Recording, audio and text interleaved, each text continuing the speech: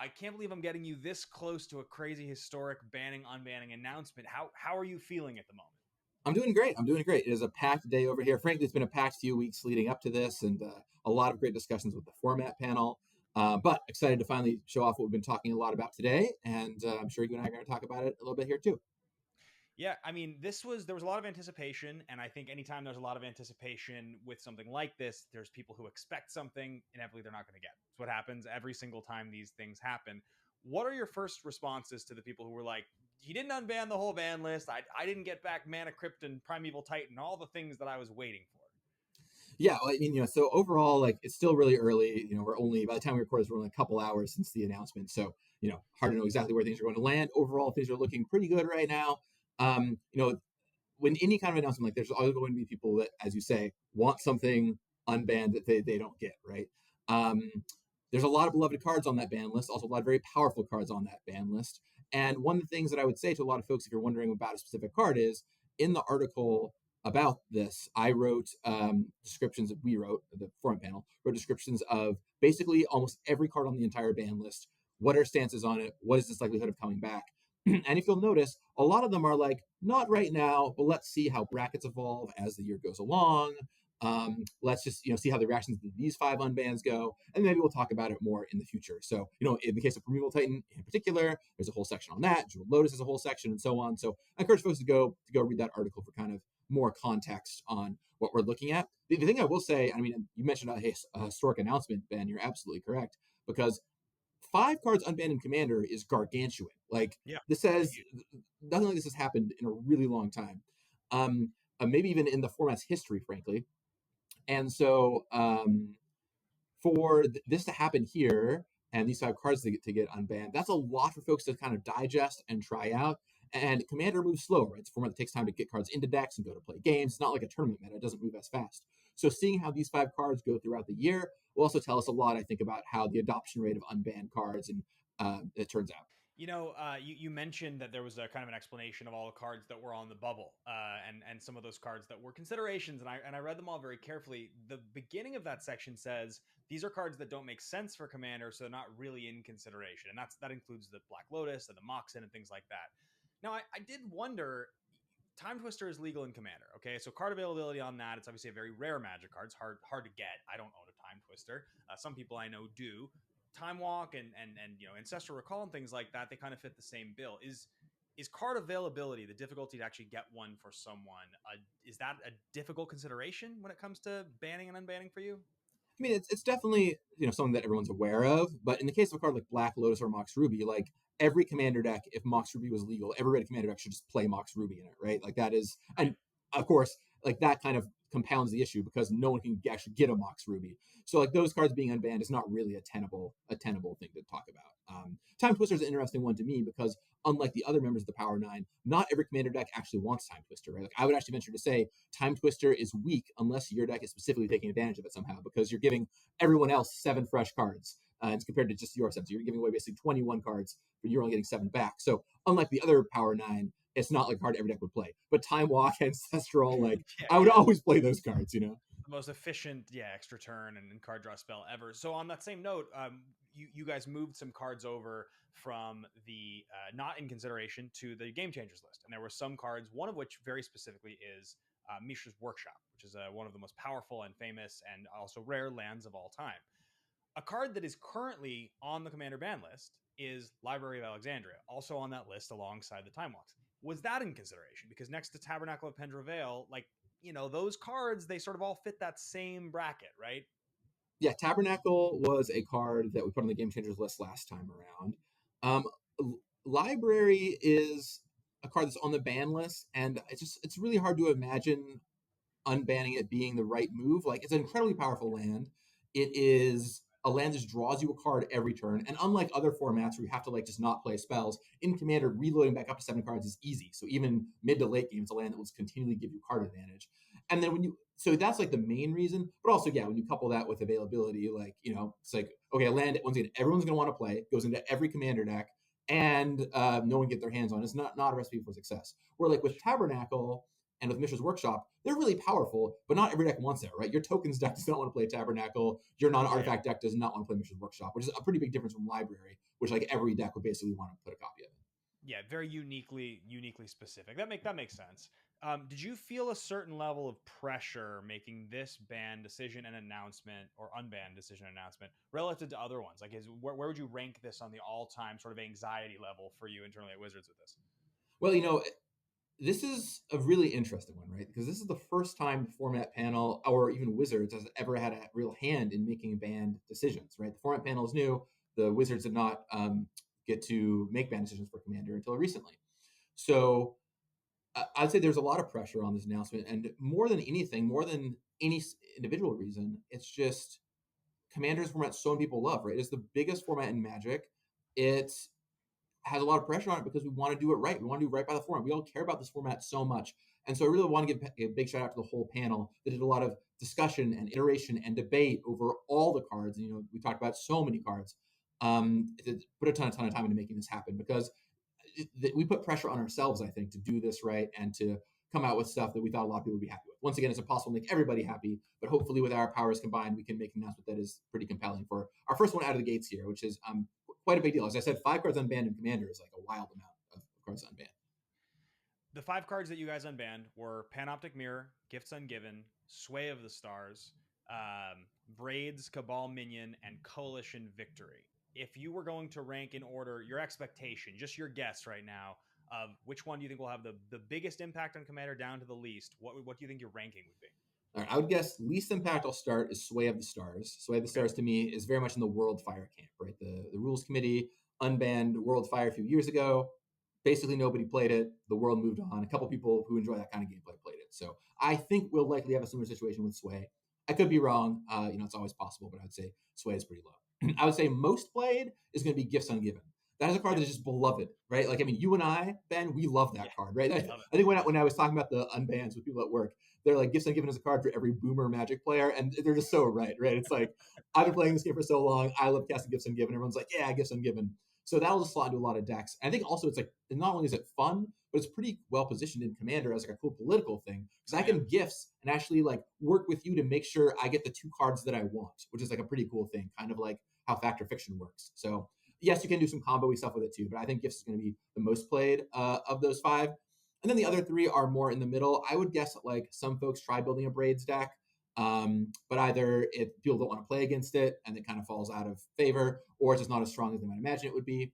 Coalition Victory, I think, has a decent shot of showing up in mini 5-color Commander decks, just because it's 8 mana. If you control your Commander, you win the game. Which is, we actually debated on that card quite a bit, because that line of text is scary, but it's also so interactable, right? You spend 8 mana to cast this, and a single removal spell comes down, and your card does nothing.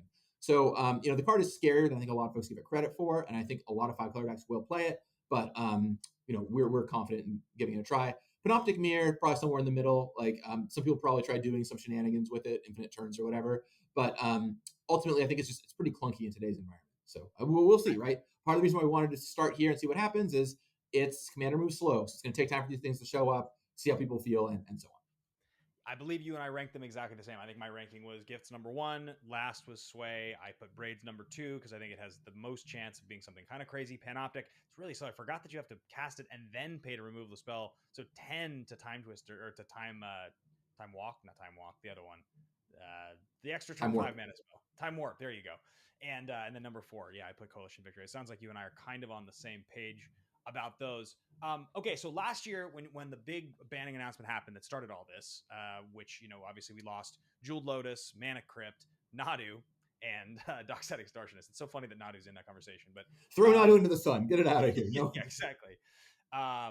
Those 4 cards kind of created this big maelstrom. Everybody was very upset about it, or a lot of people were anyway, and it created this new system we have. So when you were thinking about these changes in unbanning cards, were there cards that you distinctly would have banned, like you guys wanted to ban but just didn't want to touch because it was too much of a headache? Well, we said, all the way back in October, and then again when we talked about it now, that we would be doing no bannings at this time.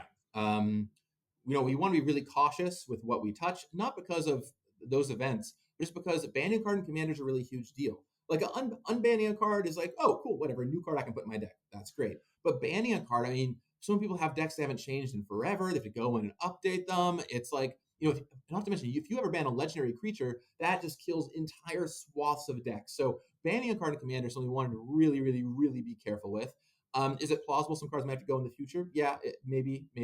But we wanted to really not hit anything right out of the gates here. We said that for a while. These would only be unbannings, and then we would look at potential bannings in the future. So I'm not afraid to do it or anything like that from like the reaction perspective if the card is right, but I am afraid to do it from like hey, these cards mean a lot to a lot of people. They're in a lot of decks. Let's be very, very, very careful and judicious when choosing what cards to take out. And I think especially as the bracket system continues to grow and the game changers list continues to get more use, like that's an avenue where I think we can do a lot of the time instead of banning. Our early data is really positive on brackets. Like at MagicCon Chicago, the data was like 87% of people that played them said they were positive in helping out their games.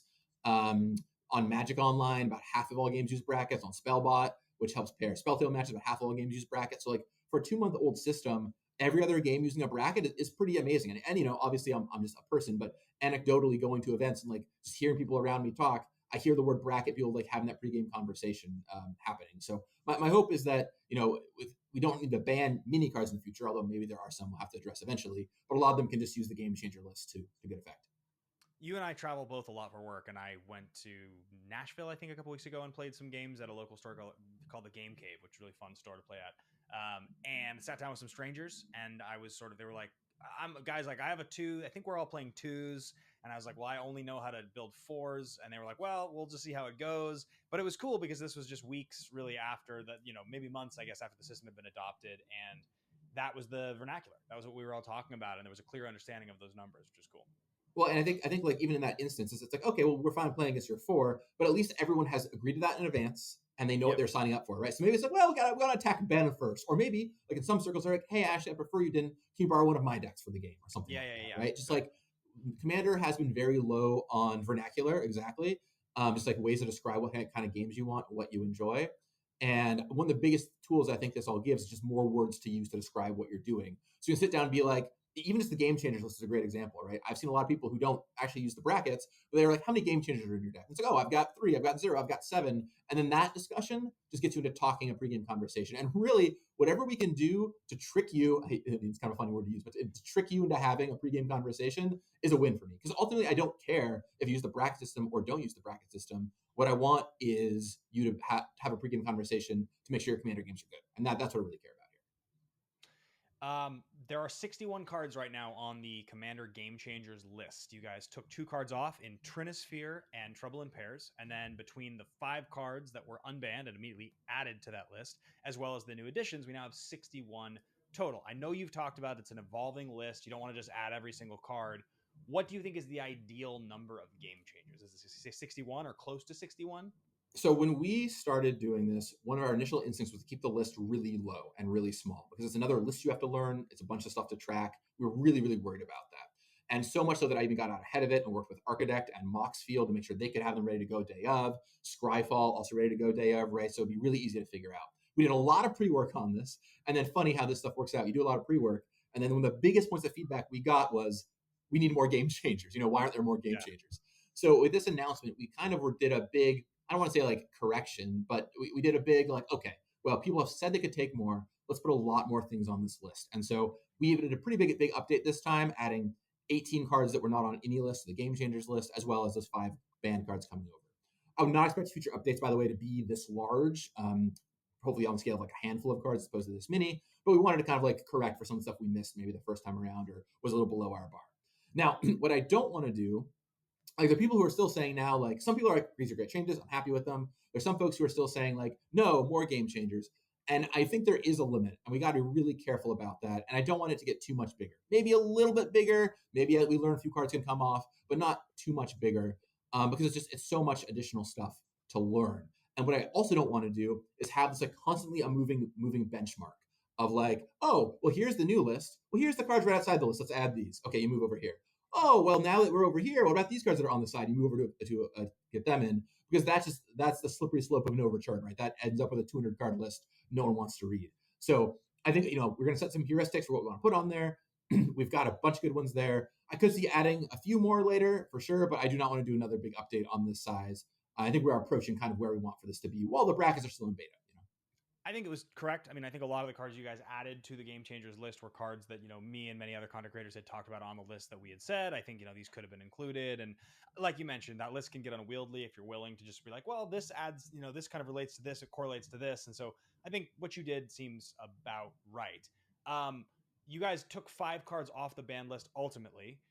Were you close to a 6th? If so, what was the closest? And I realize it's a year from now, the next time this happens, so that may not be the closest in a year, but as this announcement, what was the closest? Yeah, I mean, we talk in the article a lot about the cards that were close. We talked about quite a bit. I think in that article, some of the ones I say were very close were Biorhythm Yep. and Iona were both ones that we talked about a decent amount, but ultimately decided to not touch.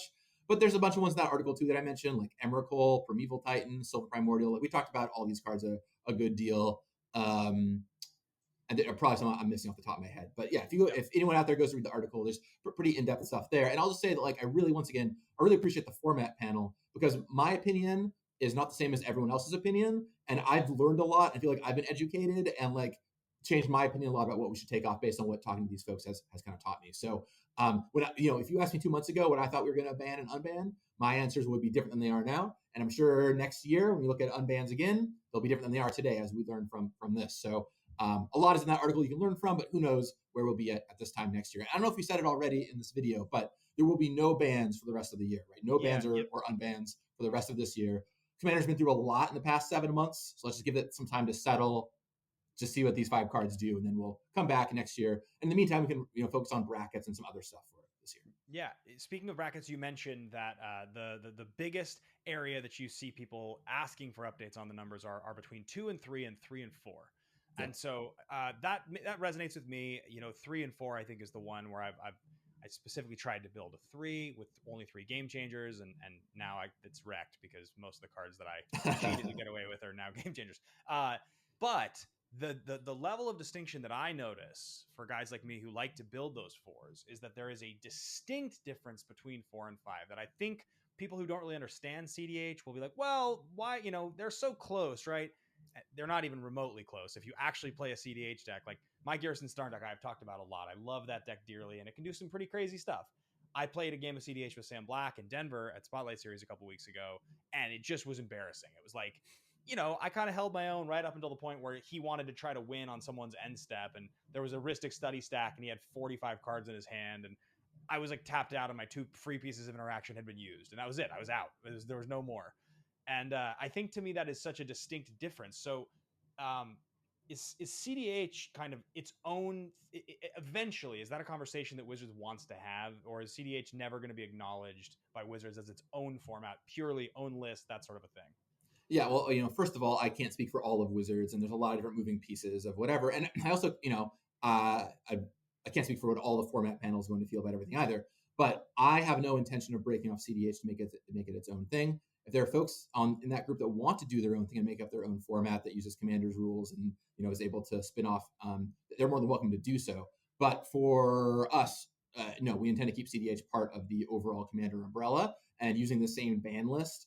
I don't anticipate doing anything differently there, at least at this current time. Obviously, things can change, and who knows what might happen in the future. If you would ask me 5 years ago if we would even have a bracket system where CDH was a category, I might have told you no, and now it is.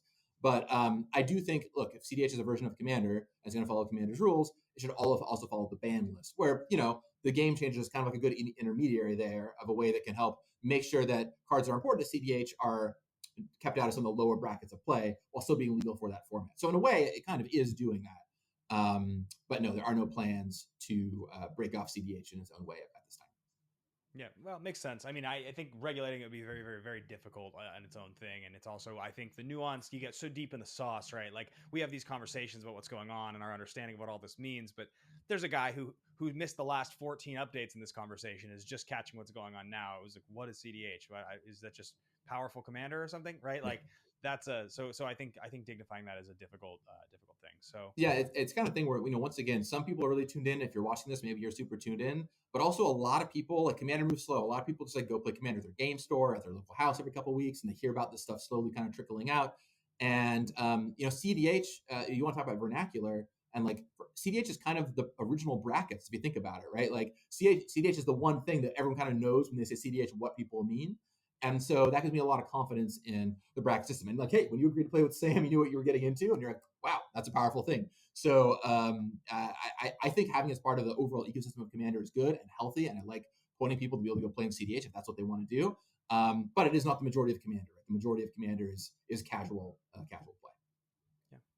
Fair enough. Well, I appreciate your time, Gavin. You have answered my questions. I'm delighted. So thank you so much for taking the time to jump on here with me, and congratulations on a historic announcement. I don't know that any of the 5 cards. Well, that's not true. Gifts Ungiven will certainly go into my decks. In fact, the decks that play Intuition already. Sorry, that is my final question. I'm just realizing that that's the question I wanted to ask you. How much was Intuition a factor when deciding to unban Gifts Ungiven? I would not call intuition a huge factor. Like gifts would kind of take independent of intuition, but it is funny for some people that intuition is unbanned and gifts is banned. This has been a topic of discussion for years, long before we took it over. And I think it is beautiful and happy that they're now in the same place, right? Intuition was moved up to a game changer. Gifts Ungiven was brought down to a game changer. Now they can both live harmoniously on the game changer list. It feels right. It feels right. Do you have an opinion which card is better, Gifts or Intuition? Uh, I think gifts is stronger than intuition. I get that it's a mana difference, but being able to get 4 cards and keep 2 of them is so powerful. So I personally would lean gifts in Commander, but if you're playing at the CDH level, it's possible intuition is stronger just because the mana efficiency is so much more meaningful. We're in a lower bracket game of Commander, the mana efficiency of Gifts Ungiven is less, or intuition is less meaningful, right? Because 1 mana, if you're playing a long game of Commander, it's like whatever, 1 more mana, play the cooler version of the effect, right? So I personally will be playing a lot more Gifts Ungivens and Intuitions. Very good. Well, Gavin, thank you so much. I appreciate the time, and we'll look forward to talking to you on the next crazy historic announcement.